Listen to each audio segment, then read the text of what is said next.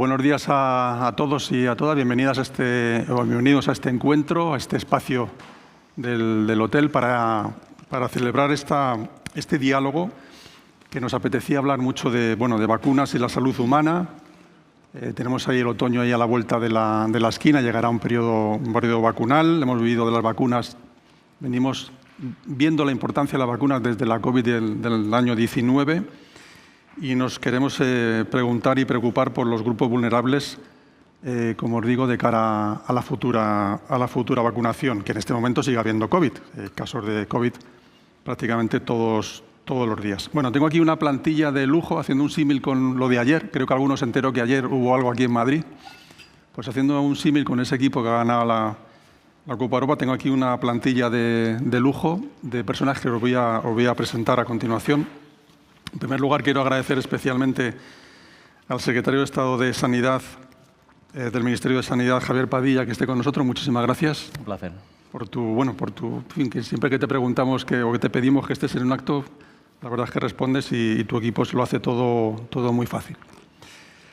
También quiero agradecer especialmente a Pilar Fernández, directora del Instituto Superior de Formación Sanitaria, que esté con nosotros, que hace mucho que no nos veíamos. Ya tiene una larguísima tradición en formación en este centro de formación del Consejo General de Enfermería, como durante muchísimo tiempo estuvo en el grupo ejecutivo del propio Consejo, y tiene una larga tradición de este mundo que conoce tanto de enfermería como de formación, tanto pública como dentro del Consejo.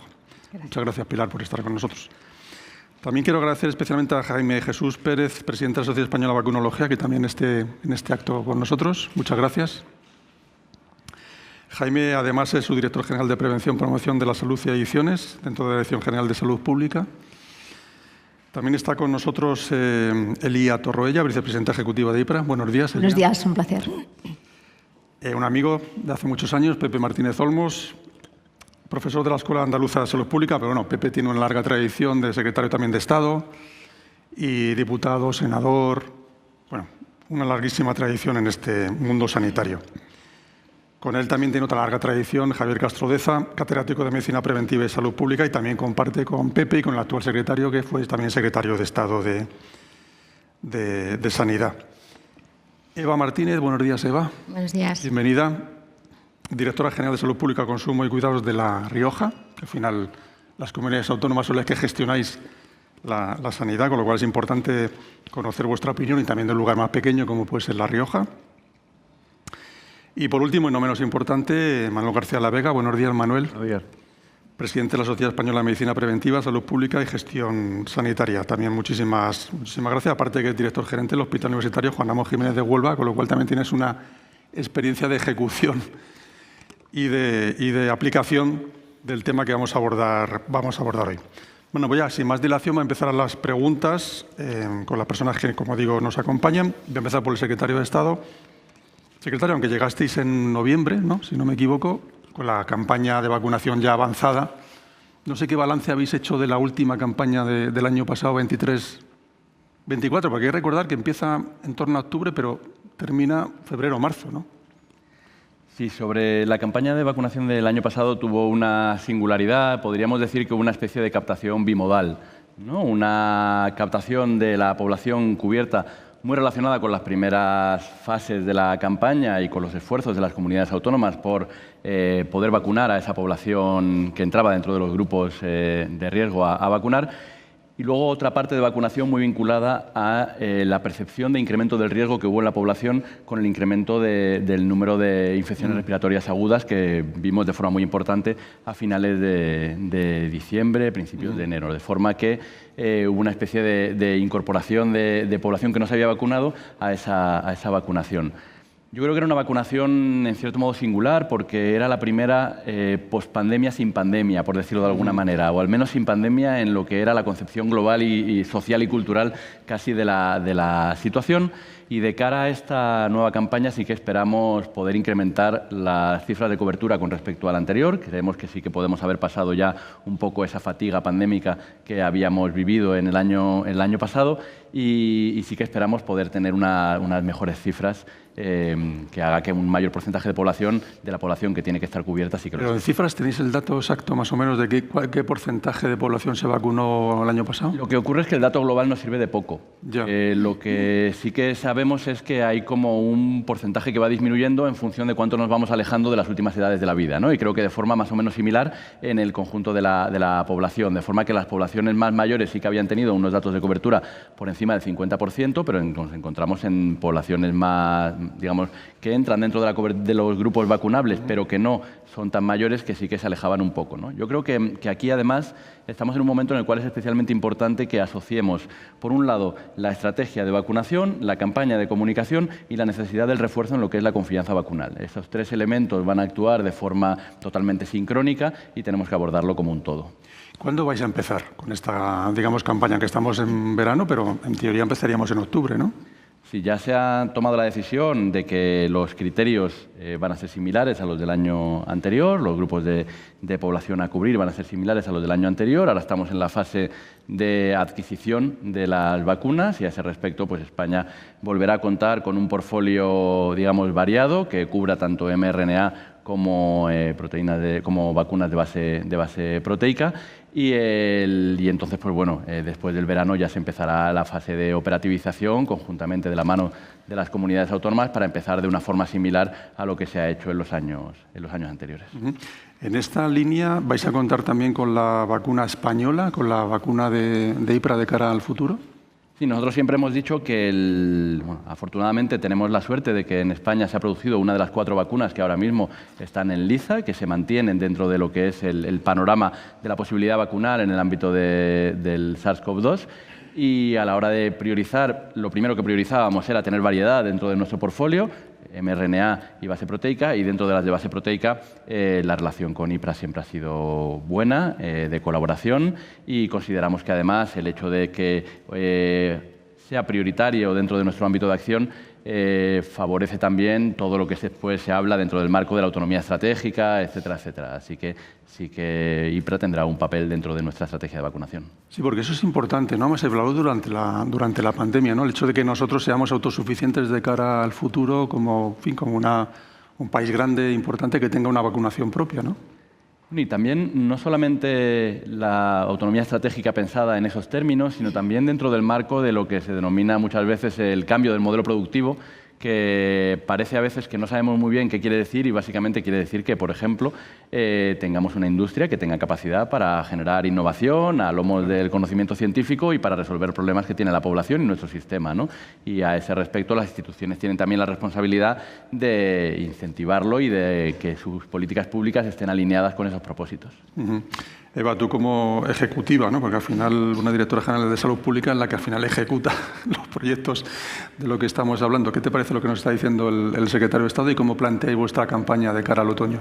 Sí, bueno, pues me parece muy bien, evidentemente.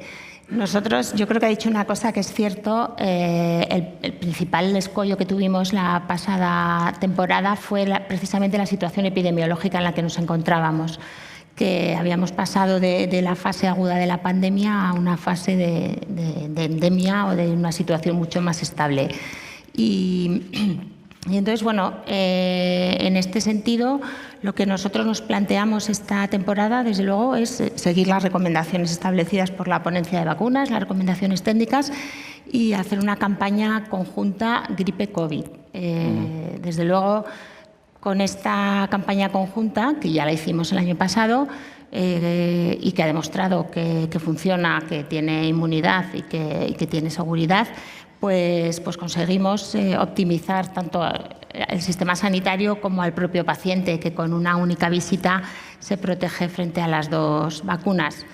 Sin embargo, sí que es cierto que el año pasado, cuando planteamos esta estrategia, se observó una diferencia de cobertura de COVID respecto a gripe. O sea, la población aceptó mejor la vacuna de gripe que la vacunación de COVID. ¿Y eso por qué? ¿Por la saturación? Yo entiendo, sí, que efectivamente es por la percepción del riesgo. O sea, habíamos pasado de una fase con con una situación de gravedad, de letalidad tremenda, y bueno, pues nos encontramos en una fase más estable, con unos picos de incidencia del virus más bajos, y que además, bueno, pues en los últimos meses de verano también hubo una onda de virus que también hizo, bueno, pues que la población pues quizás considerara que estaba protegida. Y bueno, yo creo que por eso para nosotros es muy importante, desde luego, que se vacune la población vulnerable. Y esto, sin duda, es necesario contar con los profesionales sanitarios que están atendiendo a los pacientes. Cuando hablamos de población vulnerable, además de la población de mayor edad, que como bien ha dicho el secretario, es la población que más se vacuna, pues hablamos de población también con patologías crónicas, con patologías inmunodepresoras, y yo creo que el papel y la influencia del profesional sanitario en las recomendaciones que haga es básico y es fundamental. En esta línea, Jaime, tú como experto en vacunología, ¿cómo podemos convencer a la población de que es necesario, que todavía sigue habiendo hoy en día casos de COVID en todos los hospitales de España o los centros de salud, y que es conveniente vacunarse? Bueno, yo creo que hay que hacer una ruptura con lo que fue la pandemia. Lo que nos ocurre muchas veces es que tendemos a comparar con lo que fue la pandemia, entonces minusvaloramos un problema, ¿no? En líneas muy groseras, según datos de Sibira, el año pasado hubo 40.000 ingresos por gripe, 30.000 ingresos por COVID. O sea, no podemos minusvalorar el problema que sigue suponiendo el COVID. Lo que pasa es que, como estamos continuamente comparándolo con lo que fue el COVID de la pandemia, pues parece que no es tan importante. Entonces, yo creo que tenemos que intentar todos romper con la pandemia y decir, bueno, este es un virus respiratorio que está aquí y que tenemos que protegernos frente a él, porque ya no es cuestión de pandemia o no pandemia, es un virus respiratorio que está y que sigue produciendo enfermedad que puede ser grave y que puede llegar a ser mortal, ¿no? Con lo cual, esa es una de las cuestiones clave. Y luego, desde mi punto de vista, otra de las cuestiones muy importantes es incorporar la vacunación, que es una cosa que hemos ido hablando muchas veces, como un proceso de envejecimiento saludable. O sea, la población está cansada de las vacunas y las vacunas de COVID, pues esto es una cosa que cuando hablas con los compañeros de asistencia sanitaria, de forma más o menos sistemática, todo el mundo te dice, o muchos te dicen, que se llega incluso a no ofrecer la vacuna por el rechazo que se produce. Y eso también es una cuestión de los profesionales sanitarios que tenemos que tener muy interiorizado, que evidentemente tenemos que ofertarla, pero no como o sea, eso es una cuestión que se ha visto en la evidencia científica, que no es una cuestión de, bueno, hoy puedes vacunarte de gripe, de COVID o de neumococo, por ejemplo, sino que tienes que decirle, hoy te tocan las vacunas de gripe y de COVID. O sea, no darlo como una opción, que evidentemente al final las personas eligen, pero sino darlo como una cuestión ya sabida y consensuada, ¿no? Previamente, o sea, de una forma más proactiva. Y yo creo que de esta manera, y dando información de lo que supone el COVID hoy en día, podríamos intentar subir las coberturas. Pero sí que es verdad que tiene un componente de cansancio de la población, y sí que es cierto que yo creo que también tenemos que reforzar los mensajes sobre la reactogenicidad y los efectos adversos que ha podido hacer una cuestión negativa en la vacunación. Eso respecto a lo que son profesionales sanitarios, lo que es respecto a campaña. Luego, si queréis, hablamos un poco de las acciones que ha establecido la Asociación Española de Vacunología en este tema. No, cuéntanos, ¿cuáles serían las acciones directamente? Nosotros, una de las líneas de trabajo que hemos hecho desde hace un año y pico es intentar, nosotros como sociedad científica o como coalición o como asociación, no pretendemos fijar calendarios vacunales ni nada por el estilo, pero sí que lo que pretendemos es llevar más allá las cosas que están consensuadas. Es decir, conseguir aumentar coberturas, que yo creo que es una cuestión que compartimos todos. Todos los que estamos en vacunas queremos conseguir los objetivos de vacunación que ha marcado el Ministerio, los objetivos de cobertura, y que a día de hoy están todavía un poco lejos, ¿no? Entonces, el año pasado nosotros comenzamos con una campaña de comunicación que llamamos el mejor plan para este invierno y que pretendemos repetir este año, pero además luego hicimos una campaña con sociedades científicas en el que establecimos un concurso con asociaciones de pacientes para que metan la vacunación como uno de los puntos importantes de las asociaciones de pacientes, y el 30 de mayo celebramos en el Ministerio, con el apoyo del Ministerio, una jornada sobre buenas prácticas en vacunación para que los profesionales sanitarios tengan referencias de cómo conseguir mejores coberturas a través de buenas prácticas reconocidas por un tribunal en el que había miembros de muy diversa procedencia, para conseguir establecer esas buenas prácticas en vacunación para aumentar coberturas. Y nosotros, esta es una línea de trabajo que pretendemos establecer en la medida en que podamos, de aquí en adelante, de forma permanente. ¿Y qué os parece a vosotros el disponer, entiendo que lógicamente lo aplaudís, el disponer de más posibilidades de vacunas, incluida la vacuna española, para poder tener más campo, para poder abordarlo? Bueno, desde la Asociación Española de Vacunología celebramos intensamente cuando se autorizó la primera vacuna de proteína española, la vacuna de IPRA, y lo celebramos porque, bueno, para nosotros es un orgullo el que podamos tener, ¿no?, una vacuna española, una vacuna aprobada por la Agencia Europea del Medicamento, precualificada por la Organización Mundial de la Salud, y una vacuna de primer nivel. Yo creo que eso es una cosa de la que todos nos tenemos que sentir orgullosos, no solamente de la diversidad que tengamos de herramientas, sino de que una parte de las herramientas pues vengan de suelo español, ¿no? Yo creo que eso es una cuestión de orgullo para todos. Está muy bien la selección, está muy bien Alcaraz, pero tenemos que competir en todos los ámbitos, y esto es un campo en el que todos los que estamos aquí tenemos que competir juntos. Sí, estoy de acuerdo contigo totalmente. Acordaros que, bueno, ayer era la portada y hoy será la portada de todos los periódicos el fútbol o el tenis, pero durante la COVID el titular diario era la COVID. Y hasta que no llegó la vacuna... No hay que olvidarse de una cosa fundamental. Alcaraz se vacuna y Djokovic... No digo más. Muy bien. Totalmente de acuerdo contigo. Manuel, aparte de esta anécdota, primero, ¿qué te parece que tengamos esta disposición de más vacunas también para vosotros como profesionales?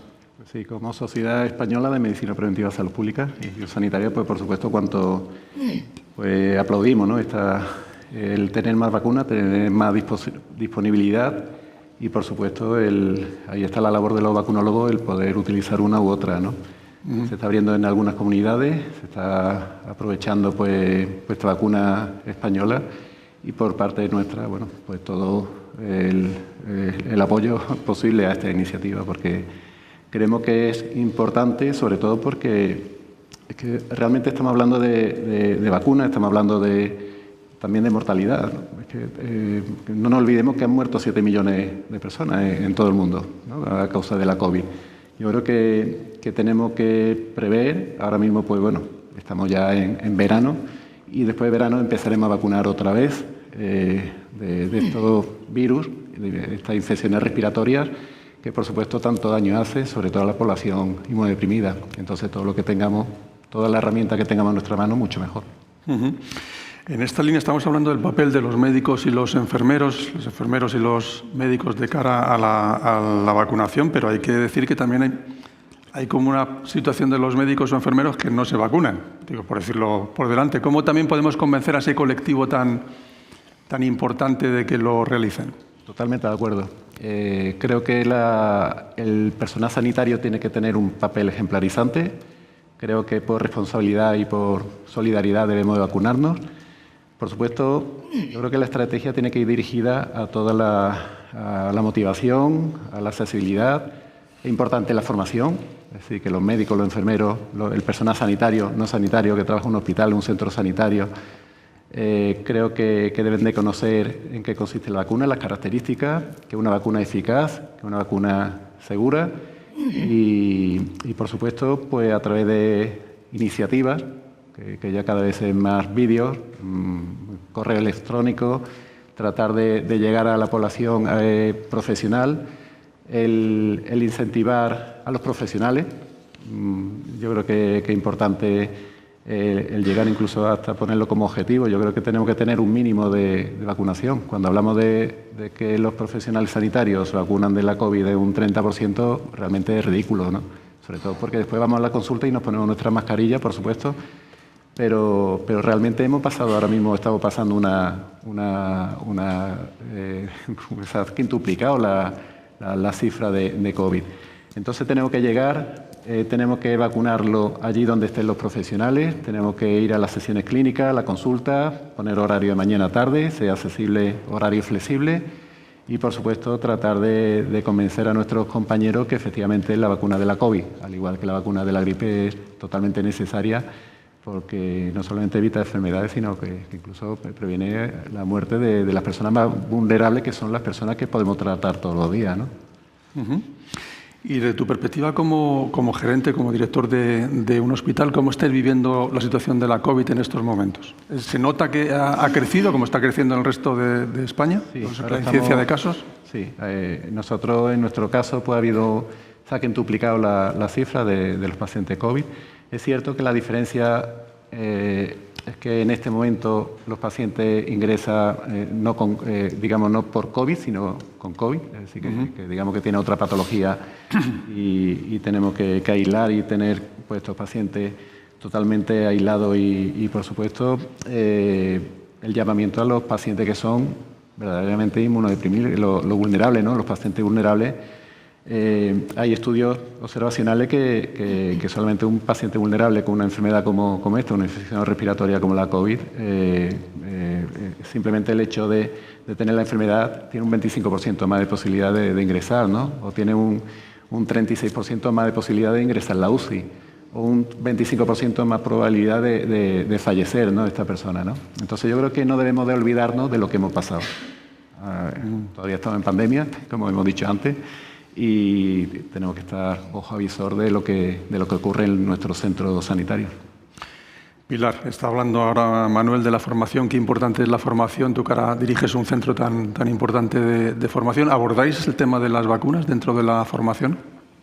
Sí, yo pienso que sin formación permanente en vacunas para profesionales será imposible alcanzar las mejores cuotas de inmunización para lograr una sociedad más sana y longeva. Al hilo de todo lo que han comentado los antecesores, sí decir y enfatizar en que la formación e información periódica de todo el personal sanitario en los aspectos básicos, reitero, de vacunas, resulta esencial para aumentar la cobertura y aceptación de la vacunación entre los propios profesionales sanitarios. En este sentido, decir que nosotros estamos trabajando muchísimo en el ámbito de las vacunas, desde la institución del Consejo General de Enfermería.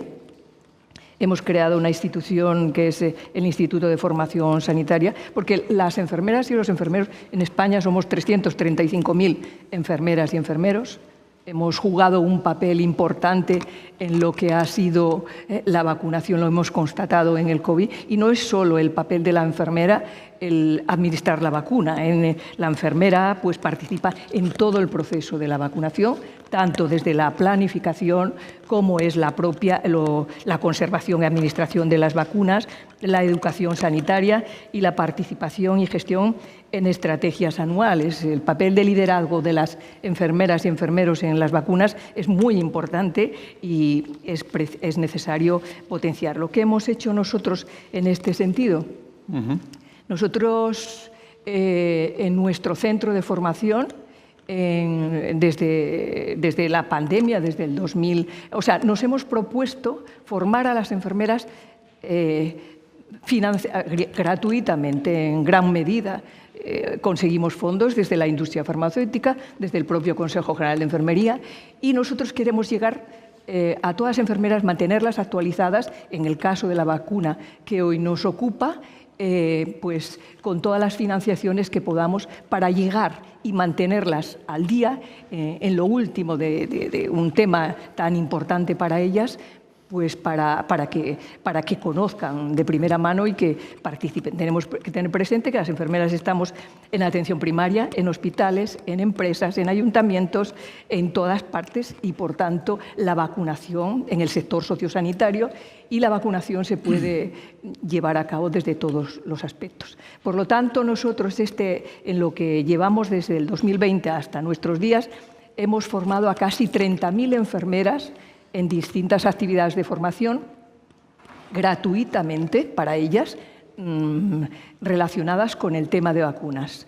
Colaboramos con las grandes autoridades en el ámbito de las vacunas y solemos invitar en equipos interdisciplinares, médicos, enfermeros, farmacéuticos, en nuestras actividades de formación, tanto como, por ejemplo, en el ámbito, hacemos muchos webinars con una metodología formato televisivo que tiene mucho éxito. Nosotros en un webinar podemos tener entre 1.000 y 5.000 personas inscritas y que les damos 5 días para que, como actividad formativa, a los 5 días puede realizar esa actividad formativa. Por tanto, intentamos que les sirva para su bolsa de trabajo, para sus actividades. Por eso, nuestro objetivo es llegar gratuitamente a las enfermeras, puesto que sus salarios no son siempre los más adecuados, cobran poco, tienen que pedir permiso, escasez de profesionales en este momento, es difícil. Hemos desarrollado de manera muy importante la formación online muy profesionalizada con equipos interdisciplinarios de enfermeros y otros profesionales, pedagogos especializados en metodología no presencial y, por tanto, estamos teniendo muchísimo éxito entre los profesionales y una gran demanda cada vez mayor, tanto en formación de corta duración como un poquito más larga, en muchas ocasiones financiados por la industria farmacéutica y por la propia Organización Colegial de Enfermería. Llegamos a toda España y, como he dicho, desde el 2020 hemos formado a más de casi 30.000 enfermeras en distintas actividades.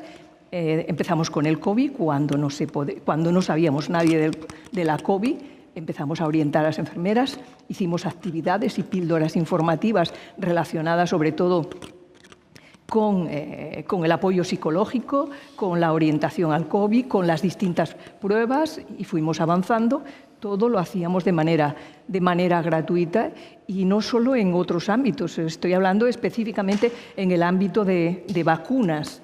30.000 personas casi en este periodo formadas en vacunas. Y estamos en este momento, ya empezamos en mayo, a planificar y a impartir incluso alguna actividad formativa, financiadas también, para que no tengan coste para las enfermeras y que ya tenemos muchísimas actividades de cara a después del verano en plena campaña de vacunación para poder ayudarlas a que conozcan de primera mano las últimas novedades en esta materia. Como he dicho, colaboramos con las asociaciones de vacunas, colaboramos con profesionales relacionadas con el ámbito de la vacunación y con equipos fundamentalmente interdisciplinares participan con nosotros. No, y está demostrado que es importante. Al final, quien administra la vacuna, sobre todo, fundamentalmente, es un enfermero o una enfermera, sí. Con lo cual es fundamental. Sí, y es quien mejor llega también, evidentemente, pero la enfermera tiene que estar formada para orientar sobre todo la vacunación a lo largo de la vida para que la propia persona, paciente o usuario del sistema que vaya a vacunarse, le convenza para que se vacune en las distintas vacunas que están en el calendario vacunal, porque muchas veces la desorientación, los bulos, incluso los movimientos antivacunas juegan un papel no muy positivo en este sentido. Entonces, por eso es necesario e imprescindible formar mucho a los profesionales permanentemente y mantenerles actualizados en lo último de vacunas. Jaime, en esto quiero incidir. El tema de los bulos, digo, por dejarlo claro, los Djokovic, vamos, que hay que incidir que los bulos sobre las vacunas son falsos. Bueno, si es un bulo, por definición es falso. Sí, pero ya sabes que tuvo mucho recorrido durante el momento. Aquí la cuestión es que, mira, ahí hay una cuestión muy importante y es, nosotros desde la Asociación Española de Vacunología tenemos un grupo de determinantes sociales y hemos estado haciendo varias cosas. Hemos hecho un manifiesto de determinantes sociales en vacunación, pero una de las cosas que hemos hecho es un trabajo de investigación en Murcia, en Sevilla y se va a establecer otro grupo en Granada, con grupos focales en zonas deprimidas, ¿no? Una de las cuestiones que se observa es que antes determinada población que no tenía educación sanitaria aceptaba mucho más fácil el consejo de su profesional sanitario. Ahora lo que estamos observando es que a través de redes las personas que no tienen una formación sanitaria adecuada pueden llegar a pensar que con esos bulos que ven en redes tienen la información suficiente y pueden discutir con su profesional sanitario. Y eso es tremendamente negativo. Y yo creo que desde las administraciones y desde las sociedades científicas y desde todos en conjunto tenemos que hacer frente a estos bulos. Realmente afortunadamente hay varios organismos de comunicación que tienen servicios de desmentir bulos a los que recurren a expertos de forma más o menos continua, pero está claro que es una de las cosas que pueden hacer mucho daño, especialmente en aquellas capas de población que tienen menor formación sanitaria. Es importante. Es importantísimo. Sí, Javier, que es importante, digamos, que dejar claro que la vacunación es fundamental y hay que animar a que todo el mundo se vacune de cara a la próxima campaña de otoño. Javier Castrodeza. Pues sí, y la verdad es que es una de las estrategias que, aunque pueda parecer pesada, reiterativa, hay que seguir haciéndola, pero también analizando en qué medida lo que hemos venido haciendo ha producido un resultado deseado. Porque yo creo que insistir probablemente en los mismos procedimientos de la misma forma, pues en mi modesta opinión debiera ser reconsiderado, porque cada vez más tenemos más datos que avalan que a veces la información tiene que llevar otra estrategia de comunicación. Me atrevería a decir una comunicación más personalizada en función de la persona receptora que va a recibir o a la que vamos a indicar la vacuna. No es lo mismo hablar a la población general, donde la percepción del riesgo, mientras no existen alarmas sanitarias relevantes, pues decae. Siempre consideramos que problema le tiene el otro, no que voy a tener yo este problema si realizo mis funciones normalmente. Probablemente esa información, cuando estamos frente a un grupo de riesgo altamente vulnerable, como pueden ser trasplantados, como pueden ser enfermos hematológicos, como pueden ser enfermos con tratamientos complejos, el mensaje tiene que ser más personalizado. Cuando estamos en un colectivo profesional, en un ámbito laboral, nuestro mensaje tiene que tener a lo mejor unas connotaciones más concretas para, de alguna forma, poner en valor la trascendencia que tiene una baja laboral, que aunque cursa con una incidencia escasa de sintomatología, como ha pasado ahora con el COVID, pero el balance final pues, no es nada positivo. Yo soy el responsable de un servicio clínico en un hospital y realmente los del equipo directivo pues, se las han visto y se las han deseado para realizar en este periodo estival que hemos tenido un repunte importante, como decía Manuel antes, finales de mayo, junio, se ha quintuplicado la casuística que teníamos en enero en cuanto al COVID, pues se las han visto y se las han deseado para conjugar vacaciones estivales con bajas laborales que con complejo. Esto sin valorar los costes derivados de esa situación, porque siempre focalizamos el problema de la vacunación con la enfermedad prevenida.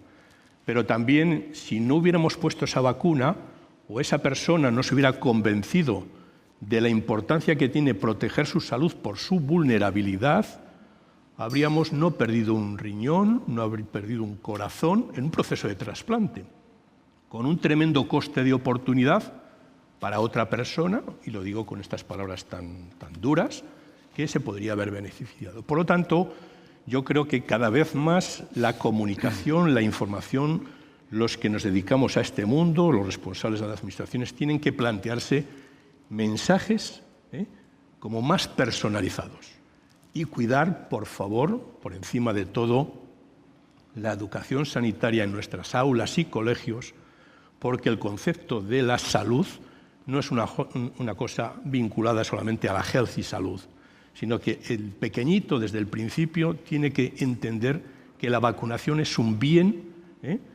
importante en su desarrollo saludable, en su conjunto. Esto no lo acabamos de entender. Tenemos el calendario vacunal pediátrico, que nos esforzamos en cumplirlas, pero no trasladamos a la sociedad la importancia que tiene la vacunación. Por poner un ejemplo, ¿cuánto nos gastamos en medicamentos en este país? 28.000 millones de euros. Los últimos datos aproximados del año 23. Invito a la gente que haga una valoración de lo que representa el coste de la vacuna. No tiene nada que ver. No tiene nada que ver. Es mínima. Y todavía estamos, perdonen un poco la expresión, regateando ahí cuestiones, eso sí, siempre con el aval de la evidencia científica. Por lo tanto, yo creo que los mensajes, y en esto el grupo con el que yo trabajo, que yo dirijo, ha hecho encuestas de opinión, y es verdad que estamos asistiendo a una caída de la percepción de la vacunación, del valor de la vacunación en la sociedad. Es una encuesta que se hace todos los años, y además lo importante es que además la gente reclama más información por parte del sanitario, por parte del médico y por parte de la enfermería. Yo muchas veces digo, cuando estamos en la consulta, ¿por qué no el médico, cuando abre el portfolio de la historia clínica, le pregunta si usted fuma, si usted bebe, si tiene hábitos saludables, si camina, no coma mucho, coma poco y tal? ¿Usted se vacuna? ¿Por qué no se vacuna? 15 segundos de pregunta y un registro. Todavía no hemos sido capaces, probablemente sea una tontería y lo que yo he dicho no cale, ¿no? Pero si todos los profesionales, cuando estamos frente a un paciente, en el mes de junio, por ejemplo, le decimos, ¿se ha vacunado usted del COVID? Ahora ya lo vemos porque están los registros, ¿no? Pero ¿por qué no se ha vacunado usted de la gripe? ¿O por qué no se ha vacunado usted del COVID en la última serie? O sea, la vacunación es un tema tremendamente importante para que la sociedad lo pase desapercibido. No sé si con esto te da una respuesta. Perfectamente me da sentido. Ahora, para dos cosas. Una, para recordar al público que está aquí presente que si queréis hay unos tarjetones en las sillas para luego habrá un turno de preguntas si queréis hacerla. Y aprovecho para volver con el secretario de Estado y plantearle lo que nos está diciendo Castro Deza, que le parece esta vacunación ad hoc para cada persona. Bueno, yo he dicho una información. Una información. Yo creo que, desde luego, una de las cosas que sí que estamos viendo es la necesidad de abordar el tema de lo que se denomina de la no vacunación y, en concreto, de la no vacunación vinculada a la reticencia vacunal de una forma un poco distinta, ¿no? Creo que venimos de una época en la cual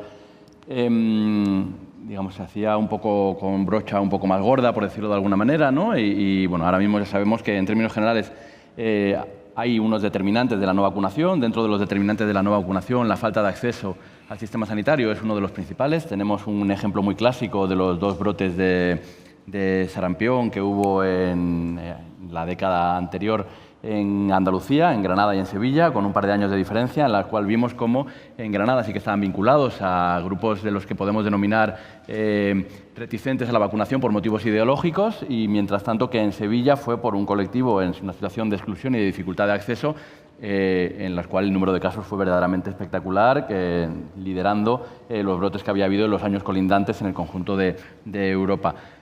Este análisis un poco más fino nos tiene que llevar a pensar en que en aquellos colectivos en los cuales lo que haya es problemas de acceso, evidentemente eso es irrenunciable, lo que tenemos que actuar, pero los problemas en las personas que lo que tienen es una reticencia vacunal de una forma más vinculada a, digamos, o a falta de alfabetización sanitaria o a una percepción, digamos, de la necesidad de la supremacía de la decisión individual por encima de cualquier tipo de acto que pueda beneficiar al conjunto de la población, los mensajes tienen que diferenciarse, ¿no? Yo creo que hay un asunto que ahora mismo está muy en boga y es que muchos mensajes relacionados con una enmienda casi a la totalidad de todo tipo de conocimiento científico, una de las cosas que hacen es intentar hacer sentir especial a la persona concreta, mientras que en muchas ocasiones las recomendaciones que se dan desde el ámbito institucional y basadas en el mejor conocimiento científico disponible hacen justamente lo contrario, ¿no? Sino que lo que hacen es dar unas recomendaciones generales de forma que la gente lo que siente es que hace lo mismo que hacen todos los demás, ¿no?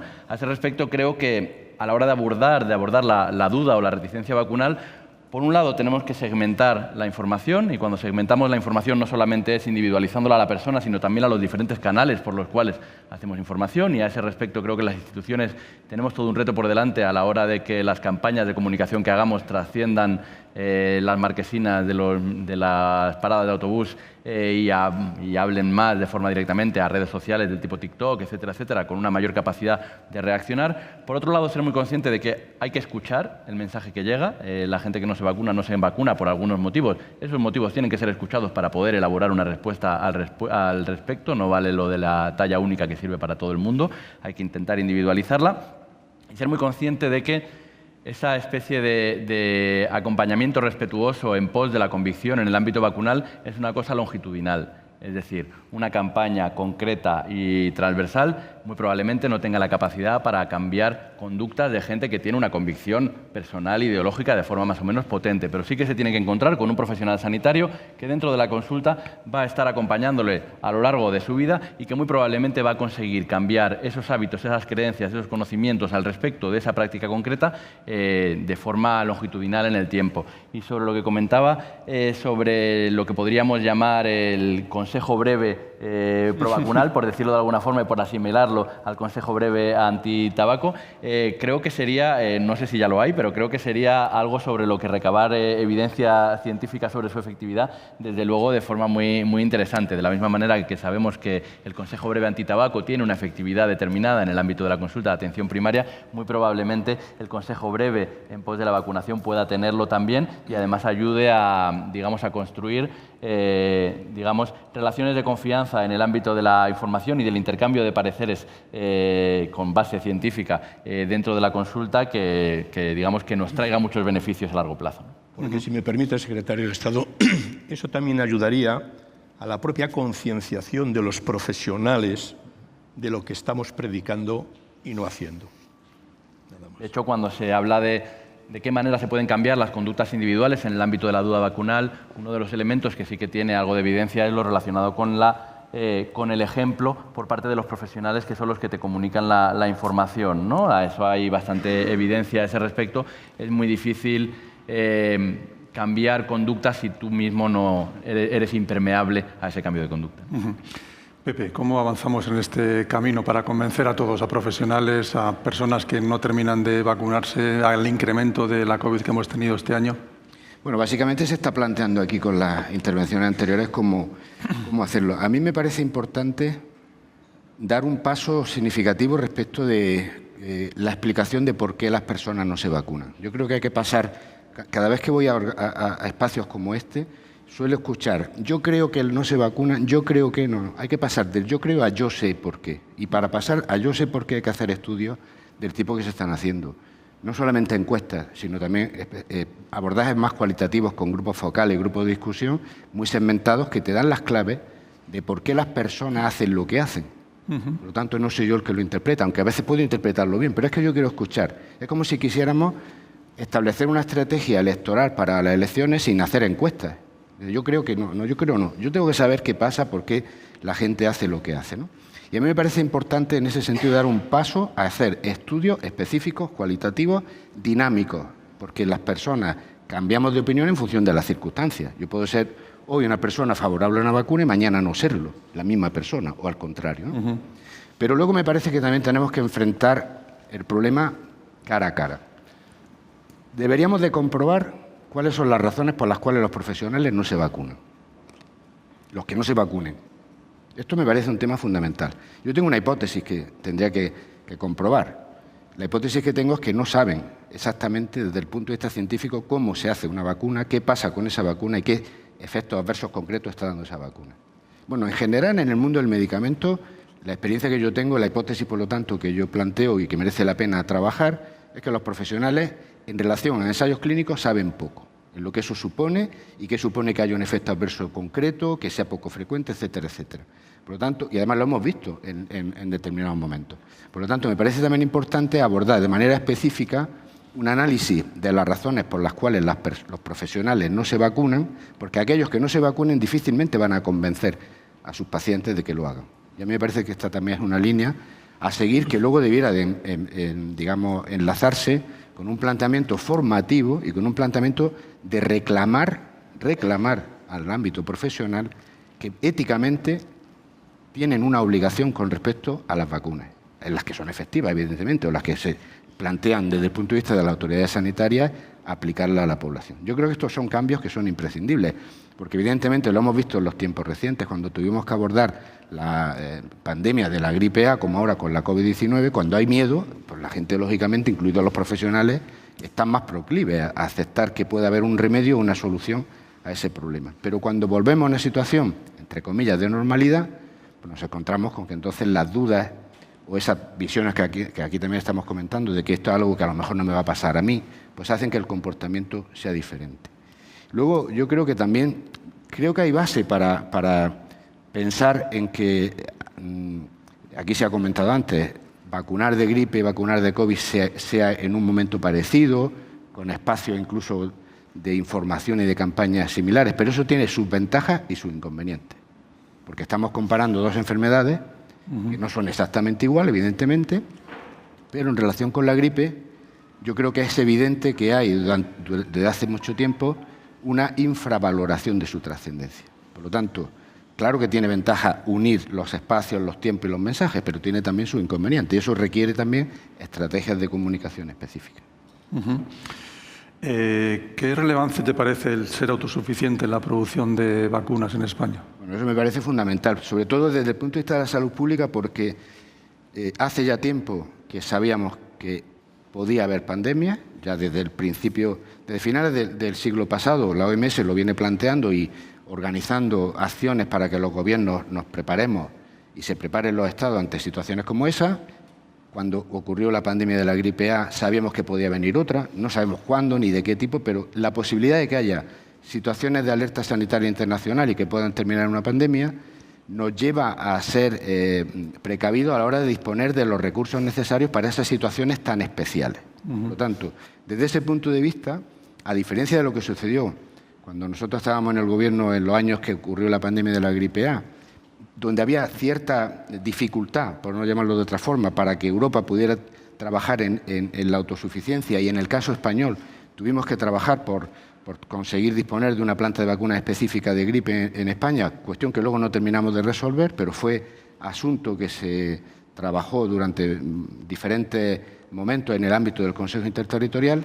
Ahora es verdad que tenemos un planteamiento en Europa más favorable a esa capacidad de tener suficiencia, que en el caso español coincide con una circunstancia que aquí hemos comentado. Hay una vacuna de una empresa española y, por lo tanto, tenemos como un incentivo más a poder cuidar que esta empresa, y ojalá vinieran más, ¿no?, pudieran tener respuesta cuando llegue una situación que llegará, ojalá tarde o nunca, pero puede llegar, de situaciones similares a las que hemos vivido con la COVID-19.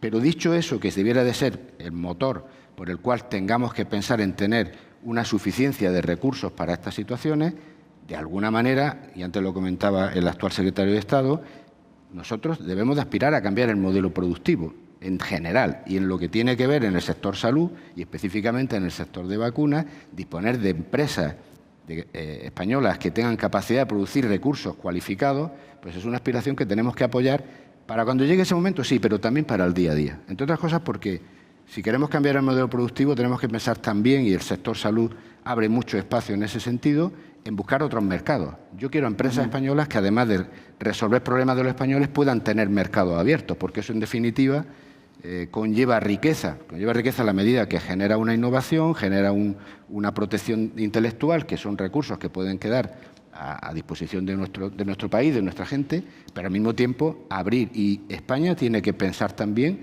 que tiene una responsabilidad por apoyar en términos de cooperación al desarrollo a países que están cercanos a nosotros desde el punto de vista, digamos, geográfico, todo el norte de África, etcétera, pero también cercanos a nosotros desde el punto de vista lingüístico, como esto de Iberoamérica, con lo cual me parece que por razones de salud pública hay que trabajar en ese sentido, pero por razones de política industrial hay que pensar, yo creo que sin complejos, como hacen otros países de la Unión Europea, en apoyar a las empresas españolas.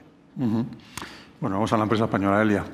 A ver, ¿cómo fue afrontar qué retos tuvisteis que superar para conseguir esta vacuna y, sobre todo, conseguir la aprobación y obtener la aprobación de la EMA, la Agencia Europea del Medicamento? Podría pasarme unas cuantas horas hablando de retos, pero sí, bueno, yo me quedaría con los siguientes. Y antes de empezar a hablar de los retos, recordar que nuestra primera prueba de concepto la iniciamos en mayo de 2020, que era un momento en el cual ya había vacunas en desarrollo y, de hecho, muchas de las vacunas ya estaban en plenos ensayos clínicos. Al no estar antes de la pandemia en salud humana, pues esto hizo que al principio de la pandemia pudiéramos apoyar, pues hicimos un montón de PCRs, aportamos material de protección y ayudamos en todo lo posible, pero fue en mayo cuando dijimos, a ver, tenemos conocimiento suficiente, tenemos capacidad, vamos allá y vamos a intentarlo. Estos 5 meses o 6 explican muchos de los retos. Cuando llegamos a los ensayos clínicos, si bien teníamos muchísimos voluntarios, porque sí que esta sensación de decir necesitamos tener infraestructuras y capacidades en España y en Europa es algo que comparte la sociedad. Por lo tanto, teníamos muchos voluntarios, pero no todos cumplían con los criterios de inclusión que íbamos pactando con la Agencia Europea. Por lo tanto, ahí tuvimos, bueno, no fue fácil, pero pudimos reclutar todos los voluntarios y voluntarias que necesitábamos. De hecho, siempre hemos dicho que esta vacuna no existiría sin todas estas personas que, pues, con esta ilusión de contribuir al desarrollo de una vacuna de país, pues participaron. Este fue un primer reto. Después, no sé si nos acordamos, pero teníamos los famosos certificados COVID. Entonces, no podíamos viajar, no podíamos movernos o ir a un restaurante sin el certificado. En Europa, los voluntarios de los ensayos clínicos no tenían este certificado porque estaban siendo vacunados con vacunas que no estaban aún autorizadas. Se intentó desde la Comisión Europea solucionar el tema, pero íbamos más rápidos a los ensayos clínicos que a la solución. Ahí sí que tuvimos, bueno, como en muchas otras ocasiones, la ayuda del Ministerio de Sanidad y se prepararon unos certificados especiales para los voluntarios de los ensayos clínicos y esto nos ayudó muchísimo a avanzar. Después, era la primera vez que en España se desarrollaba una vacuna desde la fase de investigación más inicial hasta la producción final. Y esto, pues, nos supuso crear toda una estructura y una red. Pero esto fue facilísimo porque lo complejo fue coordinarnos, pero la verdad es que en España tenemos talento y tenemos capacidad para abordar realmente lo que queramos. Entonces, enseguida nos pusimos a trabajar con grupos de investigación públicos, algunas empresas también del sector privadas que hacían algunos ensayos, hospitales públicos, privados, instituciones. Y esta coordinación, pues, requirió un esfuerzo porque era la primera vez, pero esto es un aprendizaje para el futuro y para todos, porque esta capacidad, pues, ya está para quedarse.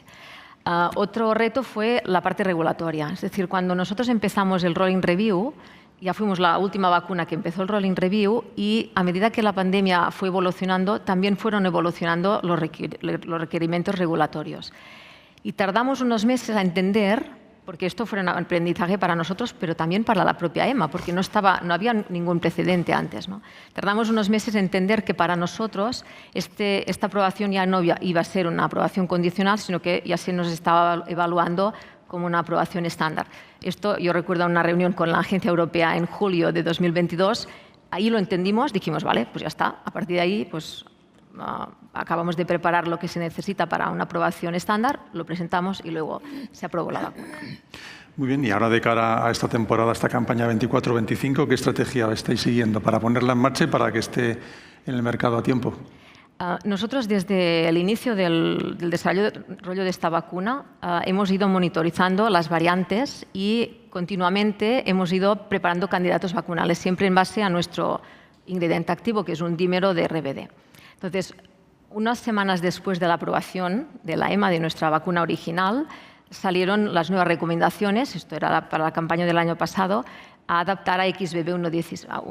Entonces, la primera vez que se adapta, y se adapta en una situación no de emergencia sanitaria, como en nuestro caso, se requiere un tiempo más largo, porque tienes que demostrar, y hacen ensayos clínicos también, que cuando tú vas modificando la secuencia de tu antígeno para adaptarla a las futuras variantes, no cambian las características de tu vacuna. Es decir, en nuestro caso teníamos que demostrar, y esto lo hicimos con la primera adaptación, que era XBB, que continuábamos teniendo este amplio espectro de protección, que teníamos esta duración de la inmunidad sostenida en el tiempo, que teníamos esta menor reactogenicidad y, por lo tanto, para nosotros esta primera adaptación fue y ha sido el paso necesario para poder llegar a tiempo con la adaptación de este año. Por lo tanto, esta vacuna ya se presentó hace unos meses, está ya finalizada, pero el 14 de junio ya entregamos la vacuna adaptada a las recomendaciones de este año y se está analizando, de hecho estamos ya muy en fases finales.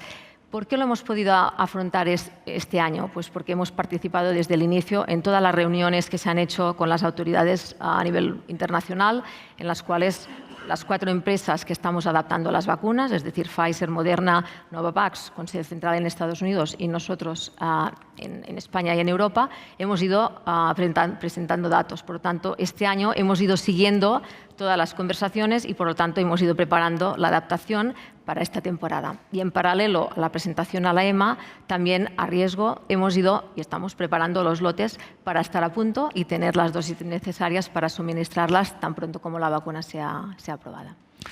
Secretario, de las 4 vacunas que comenta Elia, solo una es europea y una es concretamente española. La pregunta sería, ¿qué pasos se deberían llevar a cabo precisamente para proteger la autonomía estratégica en Europa a nivel de vacunas?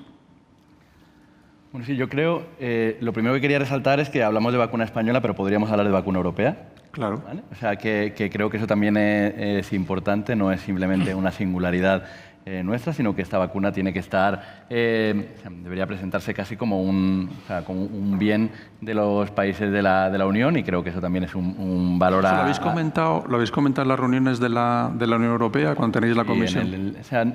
Nosotros formamos parte del Steering Committee de vacunas en la Unión y sí que nosotros hemos hecho una defensa de la vacuna de IPRA, pero una defensa no chauvinista, por decirlo de alguna manera, una defensa de que verdaderamente creemos que no solamente por el hecho de la producción locorregional, etcétera, etcétera, sino también porque creemos que los datos científicos avalan a que es una buena vacuna y que es una buena vacuna que además nos capacita para que pueda estar disponible de forma generalizada en nuestro continente, y así lo hemos hecho saber en todo momento, ¿no?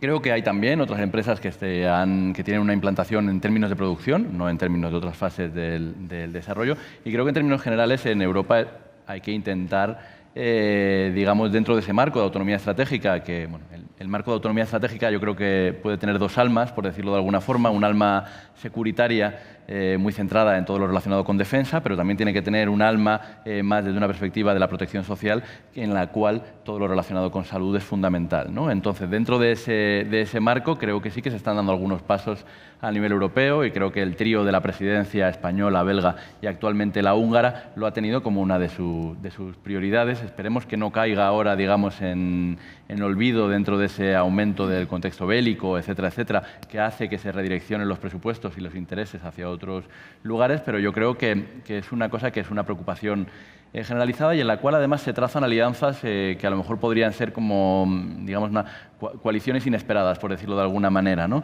Nosotros nos encontramos en muchas ocasiones en que España comparte muchos posicionamientos en el ámbito de la política del medicamento y también de la política de las vacunas, con países del este de Europa, con países como pueden ser, por ejemplo, Polonia, o con países que están preocupados también por cómo mejorar la accesibilidad y cómo, digamos, intentar competir en la generación de atracción de estructuras de producción a sus propios países que puedan garantizar esa autonomía estratégica y que no lo hagan solamente a expensas de ser países con una fuerte tradición de industria innovadora, como pueden ser Dinamarca o como puede ser Alemania, por ejemplo, ¿no? Y justamente hoy, secretario, los europarlamentarios están empezando a tomar su posesión de europarlamentario, con lo cual va a empezar la dinámica de la nueva futura Comisión Europea, con lo cual también es un punto importante para establecer estos criterios, ¿no?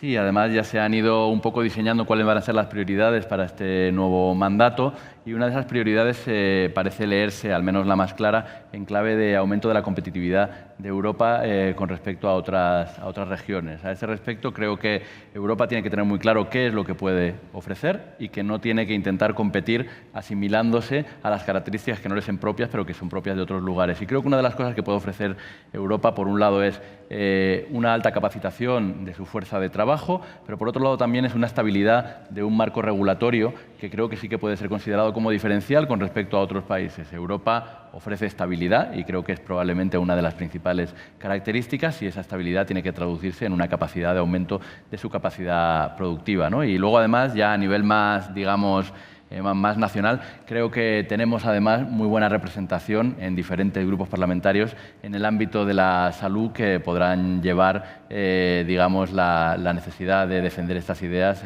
al marco del Parlamento. Eva, esa regulación que se hace en Bruselas o en Estrasburgo luego llega a un pueblecito de la Rioja, ¿no? Es importante que al final se tenga en cuenta que, pues eso, la vacunación, en tu caso, por ejemplo, también población rural, diseminada. Sí, está claro que, bueno, sobre lo que se estaba comentando es muy importante disponer también a nivel logístico, además de una vacuna, que se amplíe el arsenal por el mantenimiento del stock en un momento dado que pueda haber problemas, y así como por el manejo y la logística y la captación oportunista. Quizás en esas zonas rurales es importante hacer una captación oportunista porque es más difícil pues conseguir agrupar a personas, a un número elevado de personas. Y nosotros lo que nos estamos planteando en este sentido es bueno, pues acudir y dar más accesibilidad a estos grupos de personas que están en entornos más rurales o más alejados del manejo clínico de los sitios más grandes. Pues ¿cómo? Bueno, pues a través de centros de participación activa, desplazándonos a hacer pues vacunaciones que puedan abordar a todas estas personas.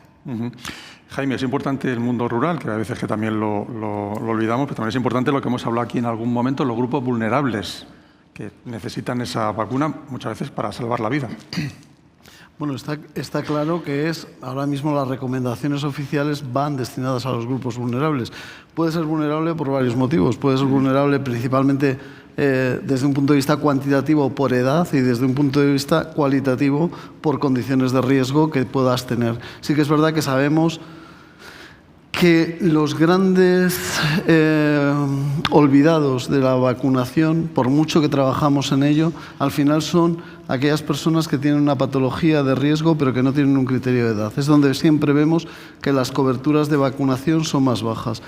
Y es verdad que la formación es muy importante, pero también es verdad que yo creo que probablemente con el paso del tiempo algunas herramientas nuevas tengamos que introducir para conseguir vencer estas dificultades, porque es una cuestión que se produce en España, pero que se produce en todos los países. Al final no es una cuestión española, es una cuestión que cuando tú ves la subida de cobertura de vacunación en los grupos de diabéticos o en los grupos de pacientes VIH, cuando cumplen 65 años, sube porque realmente se están vacunando por edad. Y hay que conseguir que se vacunen por el criterio de patología de riesgo, ¿no? Hay una cuestión que no hemos abordado, pero realmente es importante que muchas veces hablamos de estas vacunas, de la gripe, del COVID, de vacunas de administración estacional, y hablamos de la cobertura de vacunación y la comparamos con las coberturas de vacunación infantiles. Pero es que hay una cuestión también importante, y es que la cobertura de vacunación infantil, por ejemplo, cuando vemos una vacuna de triple vírica, la segunda dosis que se administra a los 3 o los 4 años, si tú mides la cobertura de vacunación que se produce a los 3 años y 3 meses, que en principio ya han pasado 3 meses desde que tienen la indicación, la cobertura no es la que tenemos al final. Las coberturas en población infantil o en vacunas no estacionales se calculan en cohortes consolidadas muchas veces, que tienes una cobertura más alta. Esto no nos pasa con la vacuna de gripe y de COVID, porque la vacuna de gripe y de COVID, más o menos la de COVID con menor motivo, pero se administra de forma estacional, y simplemente un retraso en la vacunación supone una no vacunación. O sea, es una cuestión, y hay diferentes estudios que lo que te miden es por qué se produce un retraso en la vacunación, por 2 motivos. Cuestiones de acceso, que se han comentado, pero también la bajada en la confianza, pero una bajada no ser antivacunas, simplemente no puntuar sobre 5 en la eficacia y la seguridad de las vacunas hace que haya un retraso vacunal.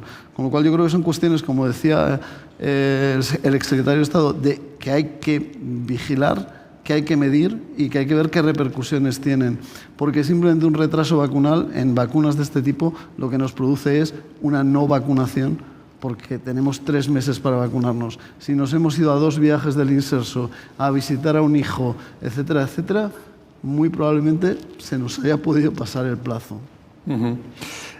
Otra cuestión, Manuela, aprovechando tu Sociedad Española de Medicina Preventiva, lo mencionó antes Pepe en algún momento de que puede haber una nueva COVID diferente de cara al futuro. Lo digo porque es tan importante la prevención.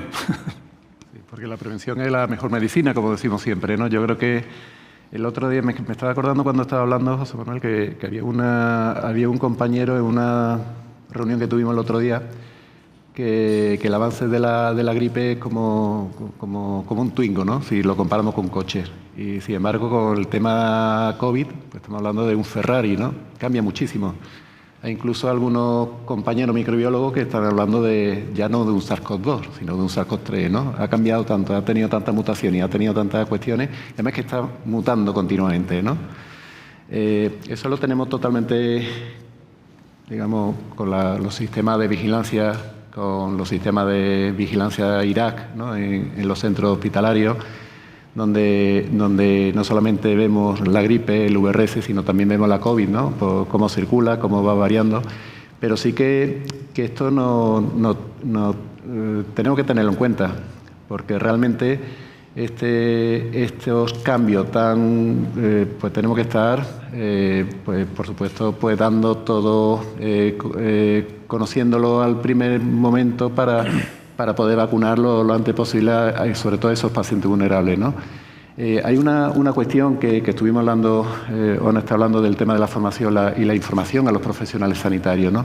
Yo creo que a nivel de estos cambios y sobre todo a nivel de los profesionales, es muy importante hacer hincapié en aquellos profesionales de esos pacientes vulnerables que ya no son ni sus médicos, ya son su Dios. Es decir, yo creo que a nivel de... Nosotros somos preventivistas, ¿no? Nosotros tres, hay también otra compañera, nuestro mantra es vacunar y digamos que somos vacunólogos. Pero es muy importante hacer hincapié en el oncólogo médico, es muy importante hacer hincapié en el hematólogo, porque el hematólogo para un paciente que tiene un trasplante progenitor hematopoyético, pues su Dios, y no es lo mismo lo que le pueda decir un médico, que somos médicos, pero no es lo mismo lo que le pueda decir el hematólogo, el oncólogo a su paciente vulnerable, la importancia de la vacuna, ¿no? Aparte de los tratamientos y aparte de todo lo que está tomando esta persona precisamente para curarla o para mejorarla, ¿no? En su estado de salud.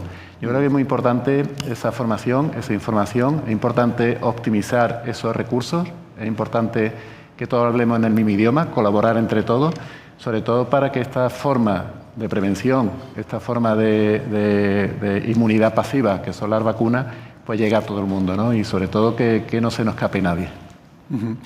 Hablando de la vacuna, Pilar, ¿qué te parece la presentación de que la vacuna sea vial monodosis, solo una dosis? Entiendo que esto, de cara a la próxima temporada, es muy importante, ¿no? Es importante que hay que facilitar a los profesionales la utilización de la vacuna. Es importante la monodosis, es preferible que ya esté diluida, y los dispositivos de bioseguridad y la jeringuilla Luer-Lock para evitar riesgos entre los profesionales sanitarios. Eso es crucial, y para eso hay que también tomar conciencia, pues tanto los gobiernos centrales como los autonómicos, para la importancia, aunque la dosis sea en principio más cara, a la larga es mucho más económico. Por tanto, yo creo que en ese sentido es necesario tomar conciencia entre todos. Javier Castrodez, aquí importancia también que la investigación española sea puntera en este caso y que tengamos equipos de investigación y que podamos ir desarrollando en esta línea, ¿no? Yo creo que esto es fundamental. Creo que un país europeo moderno tiene que apostar por generar un tejido investigador serio, riguroso, innovador, y ahí enganchamos con la parte tecnológica o con la parte industrial, como decía Pepe, el tener un tejido también importante del mundo farma puede ayudar sustancialmente. Yo viví la época de la traslación de la Agencia Europea del Medicamento de Londres, ¿no? Y se hizo una valoración de la situación española. Por otras razones que no vienen al caso, aquello no salió bien, se fracasó, pero éramos un candidato muy serio a haber depositado aquí la Agencia Europea. Esto que representaba se tasó en economía. Esto hubiera representado un hub tremendamente importante. Y cuando hablamos de tecnología, cuando hablamos de vacunas, cuando hablamos de empresas que están invirtiendo en tener sus vacunas, cuando hablamos de una independencia frente a las crisis sanitarias, porque aquí estamos dos exsecretarios y un secretario de Estado, pero a nosotros nos ha tocado nuestra vivencia, nuestro mantra, porque cuando estás ahí parece que nunca te va a llegar. Y cuando te llega el tener una independencia de tu propia industria, esto es capital. Basta con que vayamos a las hemerotecas y veamos lo que pasó en los inicios de la pandemia del COVID. ¿Qué decían algunos mandatarios internacionales sobre si salían o no salían determinadas vacunas, ¿no? Por eso yo creo que asociar un tejido industrial, un tejido tecnológico, un tejido productivo de alto valor de conocimiento, el campo de la sanidad es un valor incalculable en innovación y en investigación. Creo que ayuda. Somos un país que tenemos liderazgo en ensayos clínicos, eso está constatado, y sobre todo en el campo de la oncología, pero siempre nos falta el poder llamar a un sitio donde esté nuestra industria. Siempre tenemos una industria que viene, nos coloniza bien colonizados, nos vende sus productos que son buenos, nos han pasado, pagamos una factura de 28.000 millones de euros, ¿de acuerdo?, que es fundamental, pero no acabamos de apostar por creernos que España debe tener un tejido industrial propio y apostar sin duda, sin ambajes, sin miedos al chauvinismo, porque lo que se hace en España tiene seguridad, calidad y eficacia. En el mundo industrial yo he echado de menos en mi época tener muchas empresas, tener un tejido industrial competitivo, ¿no? Y no nos olvidemos que cuando aquí alguien está funcionando, le estamos abriendo las puertas del mundo completo, porque nos miran y nos dicen, esto está funcionando en España, bueno, pues vamos a traerlo para acá, porque esto ya nos está pasando en muchos otros campos. Por ejemplo, en algunos productos sanitarios, en los medical device, hay una industria importante de fabricación de sistemas para los infartos de miocardio, de stent, que están vendiendo por medio mundo.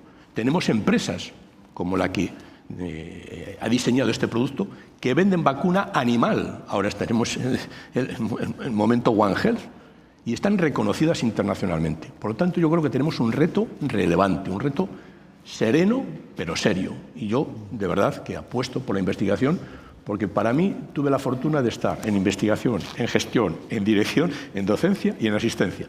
He pasado por todos los, digamos, los laterales del lago, ¿no? Y yo sí que animo a que esa inversión sea real y que se pelee porque sea real. Esta línea comentabas tú, Pepe, ¿no? El desarrollo que decías tú para Latinoamérica, para países del norte de África, como le comentaba yo al secretario de Estado, el momento importante de la Unión Europea en este nuevo camino que inicia ahora. Yo creo que tenemos una oportunidad.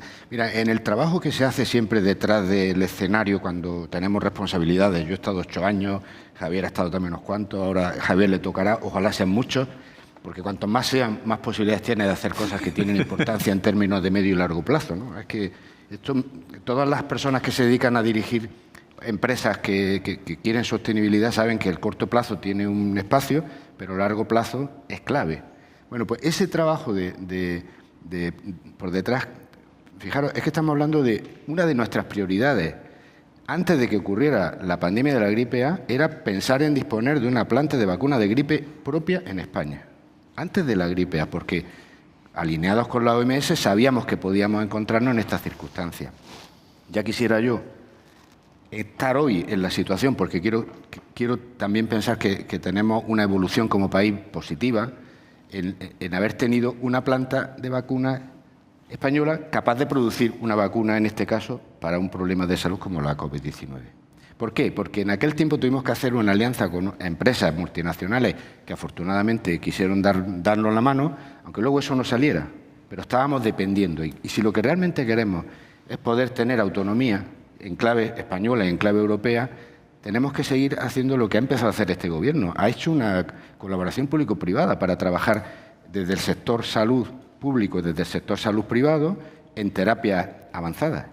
Yo creo que ese es el camino también para una situación como esta, porque no hay nada mejor que trabajar en este campo velando por los intereses públicos como le corresponde a los gobiernos, juntos de la mano con quienes tienen la capacidad de saber que pueden arriesgar en determinado tipo de inversiones porque pueden tener posibilidad de retornar recursos y de generar también valor añadido. Entonces, a mí me parece que estamos en una situación en la que no nos deberíamos de conformar con el status quo, sino avanzar hacia tener esa autonomía, aprovechar que tenemos, en este caso, una empresa, y digo, ojalá hubiera más, que ese camino también hay que abrirlo a nuevos competidores para poder dar servicio en Europa cuando haga falta, en España cuando haga falta, pero también para el día a día y, como decía, con esa visión de cooperación. ¿Por qué? Porque, como estamos comentando, España es un país que tiene un sistema sanitario muy potente, tiene grupos de investigación muy relevantes, dedica recursos al sector salud y la población apoya que hagamos este tipo de cuestiones, con lo cual, camino para mí, inevitablemente, que tenemos que seguir y que, hombre, también soy consciente, no es un tema solo de sanidad. Entonces, Javier, el actual secretario de Estado, lo mismo que Javier y yo, sabemos que tenemos que ir de la mano de otros ministerios, que las comunidades autónomas tienen que apostar también por esa idea. Este es un trabajo que tenemos que hacer, por lo tanto, hay que reclamarle al conjunto de las administraciones públicas, en mi opinión, que trabajemos en esta dirección.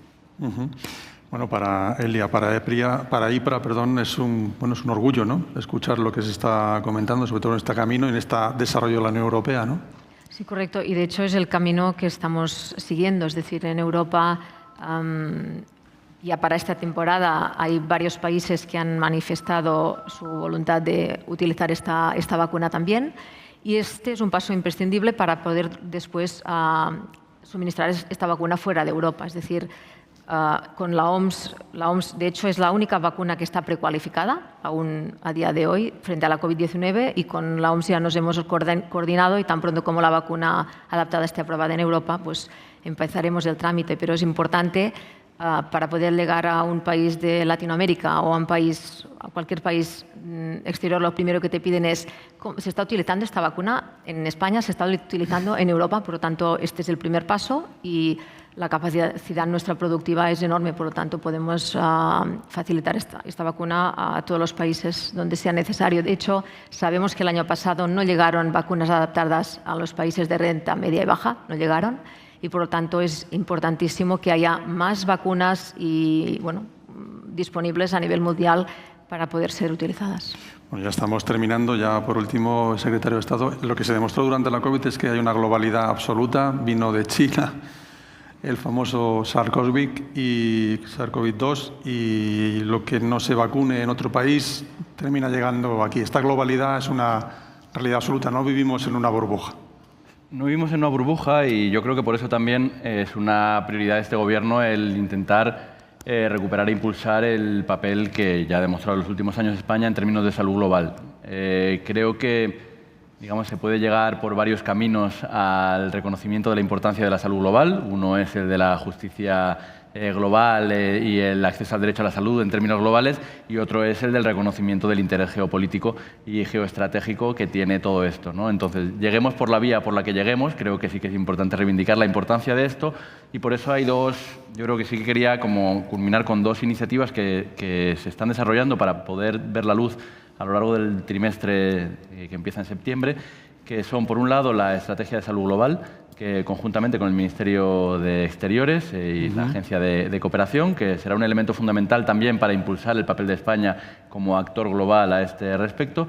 Y luego el otro elemento es la Estrategia de la Industria Farmacéutica, que recoge, creo que muy bien, eso que decía ahora Pepe Martínez Olmos, de la necesidad de la colaboración interministerial. Una estrategia que está hecha con el Ministerio de Sanidad, conjuntamente con el Ministerio de Industria, el Ministerio de Ciencia y Universidades y el Ministerio de Hacienda, y con el interés del conjunto de la Presidencia del Gobierno para manifestar que esto es una política de país, en su conjunto, y además en colaboración y acordada con los diferentes agentes industriales que operan en nuestro contexto. Creo que ahí es donde se van a sentar no unas bases, sino una continuidad de crecimiento que además nos sirva para dar respuesta a muchos de los retos globales, ¿no? Retos globales como puede ser la resistencia a antimicrobianos, pero también en el contexto de lo que hemos estado hablando ahora, retos globales como puede ser, por ejemplo, esa comunicación del ECDC en las últimas semanas hablando de un incremento de la vigilancia, no de la preocupación sobre, por ejemplo, la gripe aviar, ¿no? Creo que para poder dar respuesta a eso tenemos que haber pensado mucho antes sobre las necesidades de tener una capacidad estructural que cuando llegue la coyuntura pueda no dejarnos en situación de desprovista. Me pasan aquí alguna tarjeta y alguna pregunta, voy a ir rápido. Carmen Torrente, el Correo Farmacéutico, para Javier Padilla, dice: ¿qué peso tendrán las vacunas proteicas como la de IPRA en la compra de este año? ¿Qué porcentaje ha sobrado de vacunas de base proteica y de vacunas ARNM? Bueno, en lo general se intenta que las vacunas, digamos, no sobran, sino que se utilicen y que se hagan llegar a quien se pueda llegar, de forma que no es tanto que sobren, sino que, por un lado, mantenemos una reserva para lo que pueda ocurrir y, por otro lado, también se establecen mecanismos de cooperación internacional y en términos de contexto de ayuda humanitaria para que en otros países puedan llegar eventualmente. Sobre lo que va a suponer finalmente el mix, el equilibrio interno, está todavía por ver. España, como muchos otros países de la Unión Europea, está muy vinculado al acuerdo que se estableció en su momento inicialmente de la compra con Pfizer. Lo que sí que podemos decir es que hay una situación de incremento y además de necesidad de conciencia de que sí que tengamos diferentes herramientas dentro de ese portfolio, ¿no? Pero ahora mismo no se puede decir todavía una cifra concreta. José Méndez, presidente de Amavacop, también te pregunta: ¿cuándo se va a considerar a enfermos de coma persistente como pacientes de riesgo vulnerable? Hablando de COVID, ¿prima la sanidad o la política? Bueno, afortunadamente no es un secretario de Estado el que dice cuáles son las recomendaciones concretas y los grupos de riesgo, sino que para eso tenemos al mejor grupo de expertos que podemos tener, que es la ponencia de vacunas, en la cual la gente que está trabajando digamos, en la gestión cotidiana del ámbito de la salud pública y conjuntamente con las diferentes comunidades autónomas son quienes elaboran unas recomendaciones que se elevan al ámbito de la Comisión de Salud Pública y de ahí emanan. Afortunadamente no me compete a mí tomar decisiones que tienen que caer principalmente en el ámbito de lo técnico, y en el ámbito de lo técnico es donde se tienen que dar. Celia le pregunta: ¿creen que se llegará a patentes y a fabricar una vacuna que evite la transmisión y la infección del SARS-CoV-2 y no solo la gravedad e intensidad de los síntomas? Ella recuerda que no hay que minimizar el éxito a nivel mundial de la vacunación, sobre todo para evitar la mortalidad. Bueno, en términos generales, vacunas esterilizantes tampoco es que sean la tónica habitual en el conjunto de las enfermedades transmisibles, ¿no? Dicho lo cual, no tengo ni que creer ni que no creer, sino que entiendo que es uno de los objetivos deseables, idealmente, en el ámbito de la investigación a este respecto. También creo que, por lo que hemos visto especialmente este último año, digamos que nuestra labor con el SARS-CoV-2 está lejos de terminar, sino que es un elemento que incorporar dentro de nuestras políticas de salud pública y que iremos viendo en los próximos años por dónde avanza y por dónde transcurre. Y a la última, de Pedro García, bueno, es un tema que haya salido en la mesa, pero lo reitera él: no se trata de si se vacuna o no se vacuna, perdiendo de vista la cantidad de personas que han muerto y la situación actual con el COVID persistente. Por ello querían preguntar si se valora de forma positiva y eficaz las campañas para hacer pedagogía en general, tanto a sanitarios como a no sanitarios.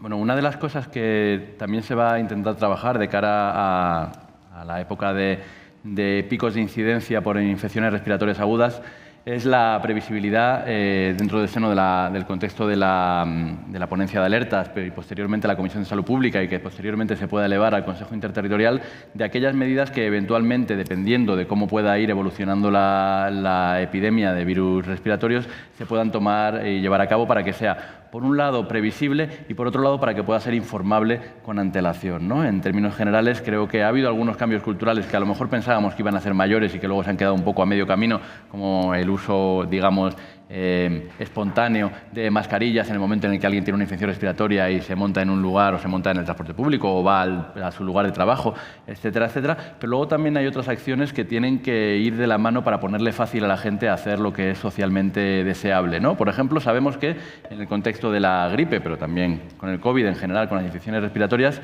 el poder no asistir presencialmente al puesto de trabajo para que eso no sea un lugar de transmisión es un elemento fundamental, y ahí una de las cosas que estamos trabajando es en facilitar la autojustificación para que no todo dependa del acceso al sistema sanitario para autojustificar una medida que está muy relacionada, por un lado, con el autocuidado, pero principalmente con el cuidado de los que están a nuestro alrededor. Bueno, pues muchísimas gracias a los 8. Este plantel de lujo, como decías tú, no es la selección española, pero bueno, es importante hablar de la vacuna, de la gripe, de intentar ser un poco responsables con el mundo sanitario. De verdad, muchísimas gracias. Hemos estado casi prácticamente hora y media de conversación, habéis sido muy comedidos en los vuestros tiempos. Quiero agradecer especialmente a nuestro pequeño mundo que nos ha hecho posible que este encuentro lo realizáramos aquí, por supuesto el apoyo de IPRA y a los 8, insisto. Muchas gracias y a ustedes por seguirnos. Hasta la próxima. Muchas gracias.